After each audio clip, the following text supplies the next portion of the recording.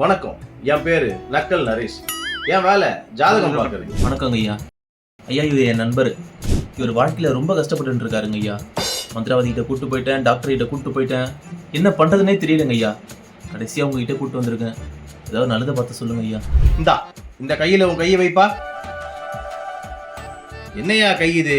ஒரு ரேகை கூட இல்ல. இந்த கையே வேணாம். நான் உன் மூஞ்ச பார்த்தே சொல்றேன். நல்லா மூஞ்ச காட்டு. ஓ, மூஞ்சி எங்கேயா இருக்கு? இதுதான் மூஞ்சா? என்ன மூஞ்சி இது? ஆட்டு தாடி வச்சு நாய மாதிரி வந்து உட்காந்துன்னு. நான் உனக்கு இப்போ 2025 உனக்கு தான் ஃபுல்லாவே.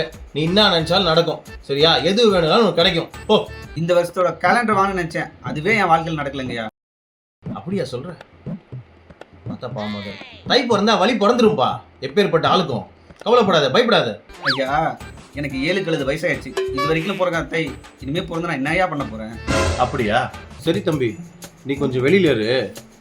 உன் நண்பன் கிட்ட பேசிட்டு வரேன். சரிங்க ஐயா. நீ தானே உன் நண்பனை கூட்டிட்டு வந்தது? ஆமாங்க ஐயா. அவன்லாம் பிறந்ததே தண்டம்.